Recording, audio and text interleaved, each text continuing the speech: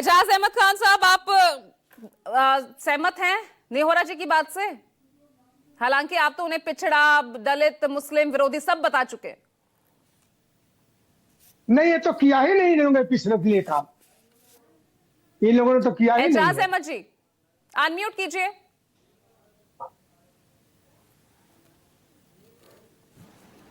पूजा जी अपने ही बातों में निहोरा जी फंस गए। निहोरा जी ने अभी अमित शाह जी का नाम लिया। अमित शाह एक बार भी नहीं कहे हैं कि चुनाव के बाद मुख्यमंत्री के रूप में नीतीश कुमार ही होंगे। जब भी पूछा जाता है तो वो कहते हैं इसका फैसला बैठक में लिया जाएगा। तो इसी से स्पष्ट होता है कि ये सवालों का जवाब नहीं दे पा रहे हैं। ये कहीं ना कहीं सत्ता के लिए, स्वार्थ के लिए भारतीय जनता पार्टी में चिपके हुए हैं। भारतीय जनता पार्टी इनका इस्तेमाल कर रही है और इनसे राजनीतिक लाभ लेना चाहती है। उसके अलावा अब इनसे कोई लक्ष्य नहीं है।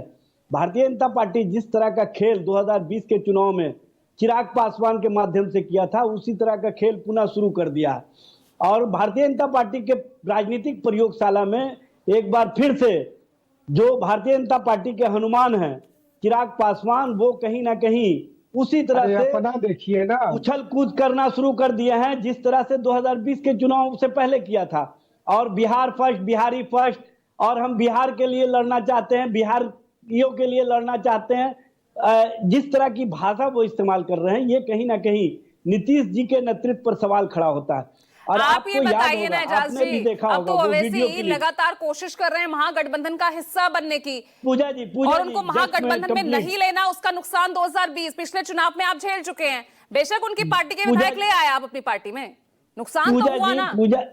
पूजा जी, आपने देखा होगा कुछ दिनों पूर्व प्रधानमंत्री जी का सभा था और उस सभा स्थल पर ही मंच पर जिस तरह से गर्मा गर्म बहस नीतीश कुमार जी और चिराग पासवान में देखने को मिला, स्पष्ट रूप से भारतीय जनता पार्टी को संदेश दे दिया नीतीश कुमार ने।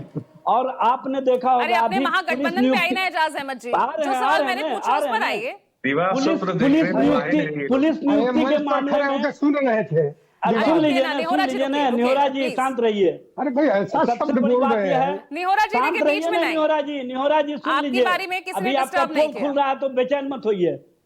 नीतीश कुमार जी ने पुलिस नियुक्ति के समय में जो विजय चौधरी नीतीश जी के भूंजा पार्टी के सबसे नजदीकी सदस्य थे, उनका उन्होंने किस तरह से हाल बनाया जब उन्होंने कह दिया कि नीतीश कैबिनेट में नंबर 2 के सम्राट चौधरी हैं।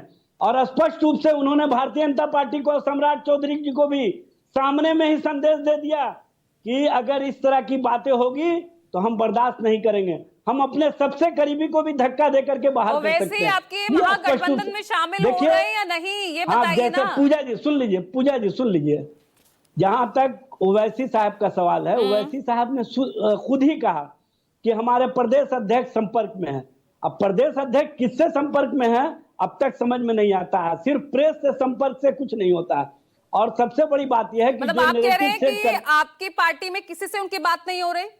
नहीं हुई है, किसी से नहीं हुई है। अरे लेकिन पब्लिकली तो आने की इच्छा जता रहे हैं ना। पब्लिकली बोलने से नहीं होता है पूजा जी। हाँ। आप नैरेटिव सेट करने के लिए कुछ ऐसी बातें करके सर्टेन मीडिया के सामने इस तरह का परसेप्शन जो खड़ा करना चाहते हैं और उसके बाद कहेंगे कि हमको नहीं लिया गया तो हम अलग हो गए। इस बीच एक बड़ी